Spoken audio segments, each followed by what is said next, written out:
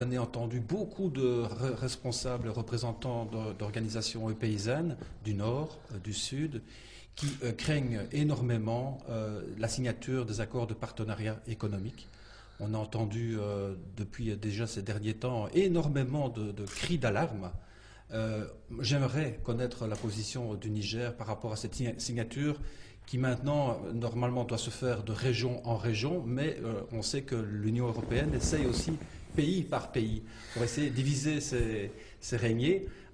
Quelle est l'attitude du Niger par rapport à ça? Nous, pour ça, nous ne sommes pas d'accord. On l'a dit et répété, nous ne sommes pas prêts à signer, n'est-ce pas, cet accord. Non, il faut nous laisser libres d'aller, n'est-ce pas, nous servir où on veut. Nous sommes indépendants, nous sommes souverains, laissez-nous respirer, s'il vous plaît, et puis pouvoir au moins aller acheter ce qu'on veut où on veut. L'offre et la demande. La loi du marché commande. Il ne faut pas qu'on nous ramène encore à des situations des années 50, s'il vous plaît. C'est dépassé, ça. Maintenant, celui qui veut signer, il n'a qu'à le signer. Il est libre. Chacun est libre, n'est-ce pas? Mais au Niger, nous voulons cette liberté d'aller, n'est-ce pas, faire des coopérations avec d'autres pays, de manière à ce que les choses puissent avancer normalement. Nous voulons nous servir où on veut, s'il vous plaît. Vous serez donc prêt à lutter contre tout lobbying? Je ne lutte pas contre, mais enfin moi je ne le ferai pas. Voilà. Parce que celui qui veut aller est libre d'aller. Et si un jour l'Union européenne dit, contrairement à ce qui a été annoncé tout à l'heure ce matin, les 150 milliards, on ne peut pas les mettre parce que vous n'avez pas signé les accords de partenariat. Ça va. Vous m'avez entendu dire tout à l'heure, 50 ans d'aide, ça va. On nous a aidés pendant 50 ans, nous les remercions. Ils n'ont qu'à continuer à nous aider s'ils le veulent bien, mais si c'est pour ça qu'on doit rompre, on va rompre. C'est-à-dire que nous tenons à notre souveraineté, à notre indépendance. Voilà. Ça n'a pas de prix, ça.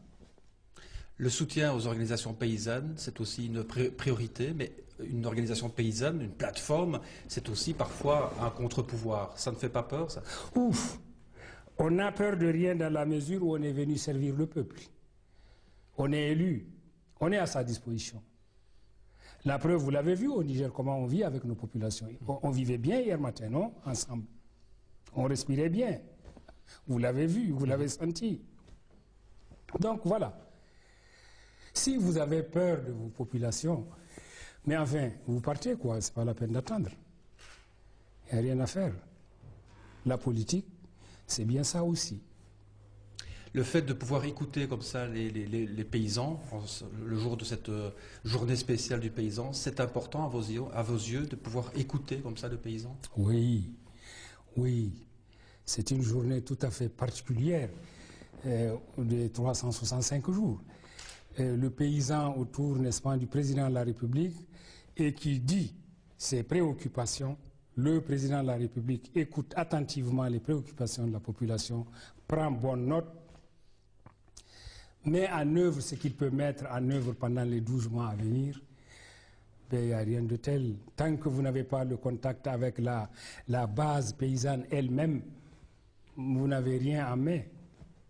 C'est un semblant de choses que vous avez, mais le vrai, c'est là-bas. Voilà.